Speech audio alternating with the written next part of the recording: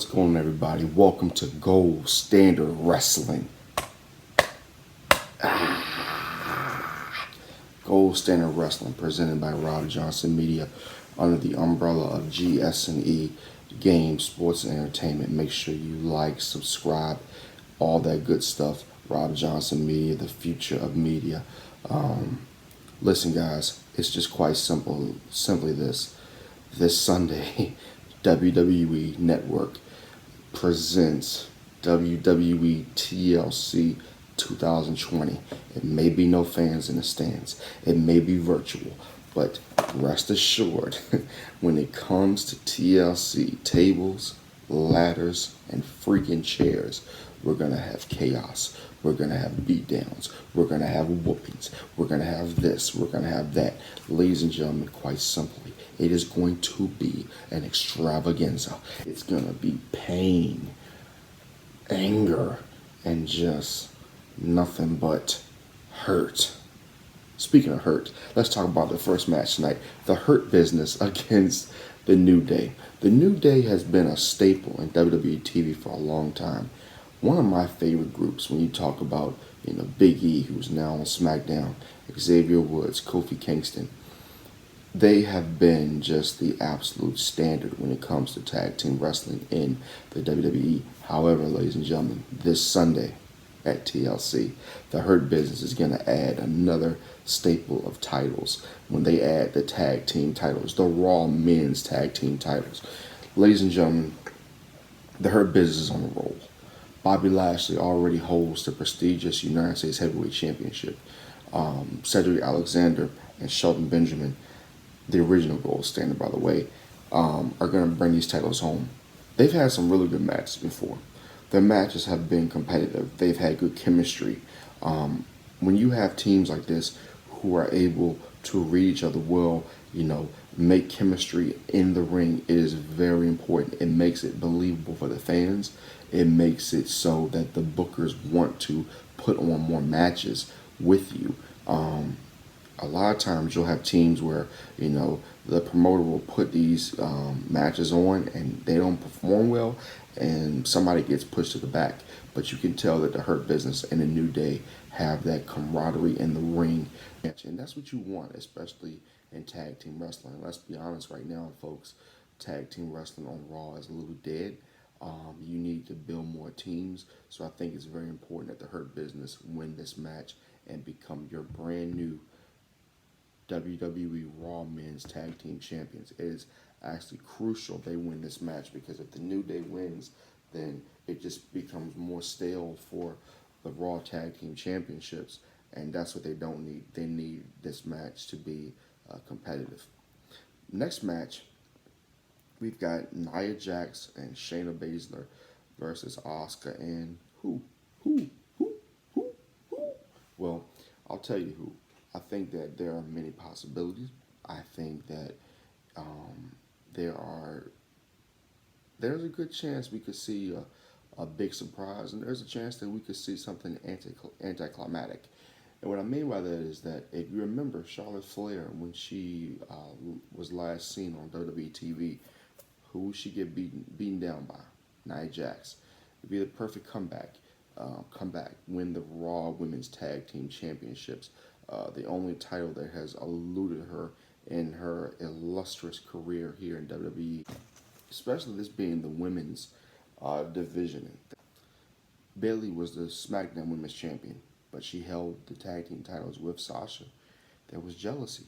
So you could easily see Asuka and Charlotte Flair win the tag team titles and have a repeat where, Charlotte gets jealous and she wants to go after the Raw Women's Championship, which I could easily see, which I think a lot of you could easily see her doing, going after the championship and beating Asuka. Because, of course, she's Charlotte Flair. She can do her pretty much whatever the hell she wants to do. Woo. So, I think that this match is going to be one of those where, when Charlotte Flair comes out, don't be shocked. It's not going to be one of those holy moments, stuff like that. I think this card so far has been very simple to diagnose, if you could say that. Next match, we have Sasha Banks versus Carmella. I don't like this match. I don't like it at all. I know Carmella has done a revamping of her career. I know that she has a brand new attitude. You know, she's no longer rapping. She's no longer fake moonwalking. She's no longer wearing the hat. You know, she's no longer the Long Island, you know, princess, wherever the hell she called herself. But she's not in Sasha's league, man. Let's be honest. Let's just be honest here. Carmella is not in Sasha's league. I know WWE is trying to portray it, trying to put it on like, you know, she's this monster heel and all this, which Carmella is naturally a heel. We get that. But folks, are you kidding me? She is not in Sasha's league. I mean, this is embarrassing. Come on, WWE. You know, set up a program with Bianca Belair. Set up a program with somebody else. Anybody but Carmella. I mean, I could see if Carmella was going up against, I don't know, maybe, I can't take Carmella seriously. I can't take her seriously as a real threat. Now, don't get me wrong. Carmella's a decent wrestler. She's a decent wrestler. You know, she was going up against the Bella Twins. Who else? Maybe she did a program with Natalia again, something like that. But come on, man. She ain't the boss. The boss is on another level. And I don't understand why WWE keeps doing crap like this. And I'll be very disappointed if they took the SmackDown Women's title off of her for Carmella. Come on, man. It's embarrassing. Just get that shit out of here, man. No, nobody wants to see Carmella as a champ. Keep that belt on Sasha Banks and get Sasha Banks some real competition. Give us Bayley and Sasha again. Give us a ladder match. Give us something, you know. But we don't want to see Carmella as a champion. I mean, it's a joke. Next match, we have The Fiend Bray Wyatt against Randy Orton in a Fire Funhouse Inferno match. Quite simply, the storytelling for this match goes back years. If you go back to the match they had where Randy Orton, you know, burned down the house, and the match they had at WrestleMania where he took the WWE Championship from Bray Wyatt. Just over the years, I feel like when everything has been brought together, the storytelling has been absolutely terrific.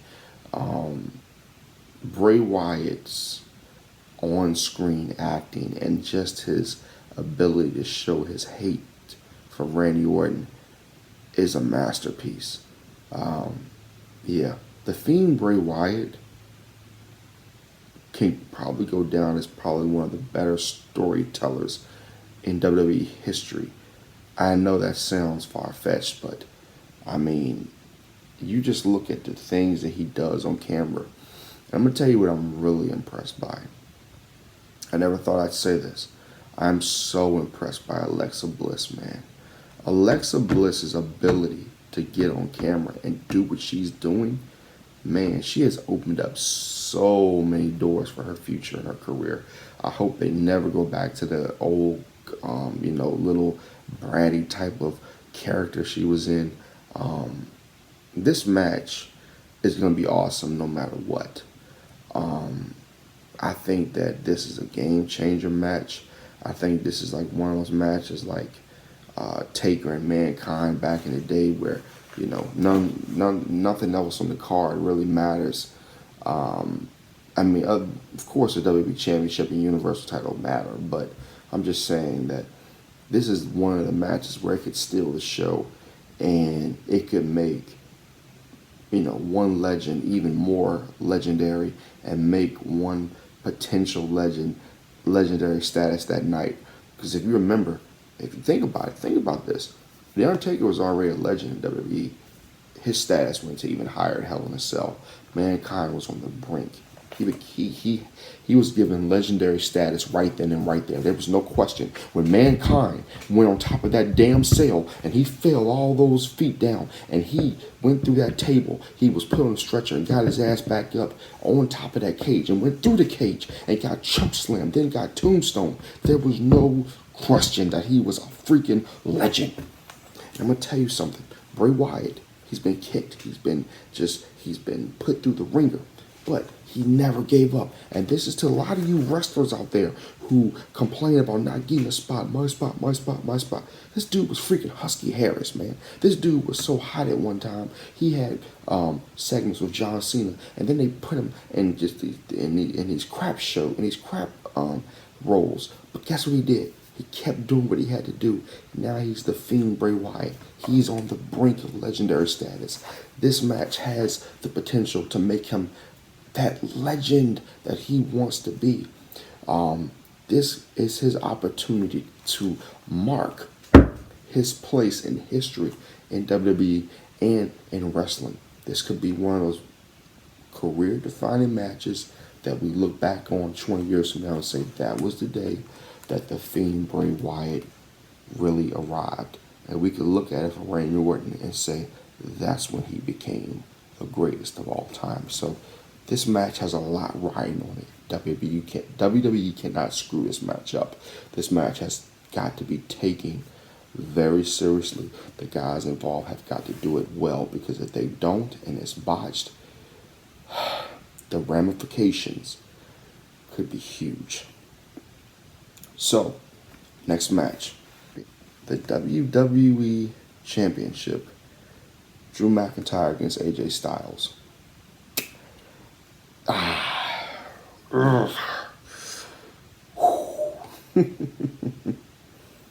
Everyone knows how I feel about AJ Styles.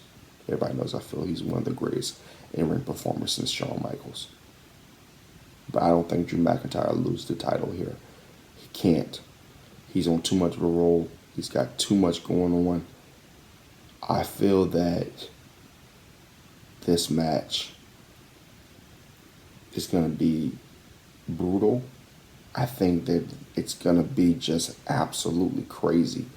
A lot of people are going to ask me, hey Rob, which TLC match is going to be the best? I mean, you got 2 TLC matches in one night. We got some people saying, well, that's too many TLC matches. We complained that we didn't get the 2 TLC matches, and one of them was a TLC and the other one wasn't. So we got to stop, complaining and getting upset when we don't get what we want, but then when we get what we want, we're still complaining. That's the fickle wrestle community that we live in these days. And we've been living in probably for the last 10 to 15 years. So, I think it's going to be a competitive match. I think that Drew McIntyre and AJ Styles will take each other to the limit. And I think Drew McIntyre is going to win this match with a Claymore. Probably off a reversal of one of AJ Styles' great phenomenal forearms. So that's how I think this match is going to end. Next match and final match, we have Roman Reigns with Paul Heyman against Kevin Owens. Let me tell you something, man. One thing I will always say about Kevin Owens, he is one of those guys that you can never get mad at. When he was WWE Universal Champion back in 2016, and they absolutely screwed him with the whole Bill Goldberg situation, I think that he had the potential to have a really good run in that in that time frame. And I think that he can have another good run down the road. But right now, it makes absolutely no sense to take the belt off of Roman Reigns, who is just... He's higher than he's ever been, and he'd probably be the highest he'll ever be when it comes to his in-ring career. Roman Reigns is doing things right now that we hoped that he would have done years ago. And I'm going to tell you something. You know what's really... I know this is going to sound crazy, but you know something that was actually a blessing in disguise? The pandemic was actually a blessing in disguise, because you don't have the crowd there to do their normal boo and all this. Roman Reigns has taken a virtual crowd, a virtual world, and made it his own. Now I'm going to be very interested to see what happens when we do get crowds back. How are they going to react? How are they going to use his monster heel persona when we do get live crowds back? Because it's going to be very critical. It's going to be very important that they do it the right way. I think this match This match, besides the match with Bray Wyatt and Randy Orton, is very important. You have to keep Kevin Owens strong in this match, meaning you probably have to have interference by Jey Uso. You probably have to have interference from somebody who could be a staple in maybe a faction down the road. This match has potential to be match of the year. That's how good Kevin Owens is. That's how good Roman Reigns can be in the ring. This match has the potential to be that good. Kevin Owens in the ring is so damn good. Going back to his days of ROH and NXT, etc., even down to his lower days of some of the other lower leagues that he wrestled in. Kevin Owens has the ability to make this a 5-star match. Kevin Owens also has the ability to make this a 2-star match. It's going to depend on Kevin Owens. It's going to depend on how hard he works in this match. Roman Reigns is going to be Roman Reigns. This is all on Kevin Owens. If Roman Reigns can get Kevin Owens to be at the top of his game, I'm telling you, man, it could be one of those matches that, like I said before, besides Bray and Randy could steal the show. Roman Reigns is already getting that, that status of being very good, very, very good. This could give him an even bigger status of, top wrestler of the last. He's getting close to John Cena's status, probably higher. I wouldn't give him the status of Hollywood Hulk Hogan when he went to the NWO. But if Roman Reigns continues to do what he does, he can very easily become one of those guys that we look at 20 years from now, 25 years, and put him up there with the Hogans and the Cenas, because those guys sold. And right now, Roman Reigns is selling. And if he continues to do this at the level he's doing it, man, there's no reason not to put him where he needs to be. And Kevin Owens, I believe he'll be a champion again. I believe he is a future Hall of Famer for this company if he continues to put in the work he's put in. And let me just say this again. When you look at the road Kevin Owens is taking, you can also look at the same road Bray Wyatt took. And I talked about Bray Wyatt earlier about the road he took. Kevin Owens is taking a very hard road. He's been in dog houses, etc. He's still kicking, man. He's going to be in the main event of TLC against one of the hottest heels we've seen in quite some time. So it's all about perseverance. I call TLC the Perseverance pay-per-view. I mean, look at the card. Look at the card. Shelton Benjamin. Who the hell thought Shelton Benjamin would be back to the status he's at? He didn't get it because Vince said, hey, here's an opportunity. Here, take this. I'm going to give it to you. No, he worked his ass off, man. Look at Nia Jax. Look at Shayna Baszler. I criticized Nia Jax a lot. But guess what? She worked her ass off. You can't just say she's The Rock's cousin. She worked her ass off to get what she's got. Look at Asuka. Asuka was buried. They buried her ass. But she got back and did what she had to do. I mean, man, even looking at Charlotte, who I'm predicting is going to come back.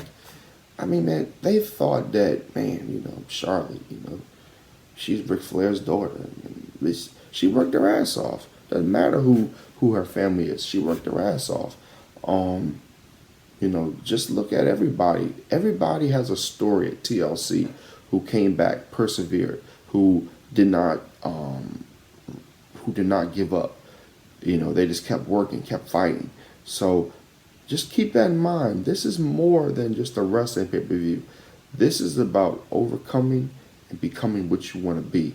If you allow people to keep you down and kick you down, you're going to stay there. But these wrestlers who are going to be performing on Sunday night did their damn thing to make sure that they weren't going to be kicked down. Even look at, I didn't even mention the New Day. Look at Xavier Woods. Look at Kofi Kingston. At one point they were like, oh, what are we going to do with these guys? Who are they? They formed the New Day. One of the greatest tag teams in the history of World Wrestling Entertainment. Come on now.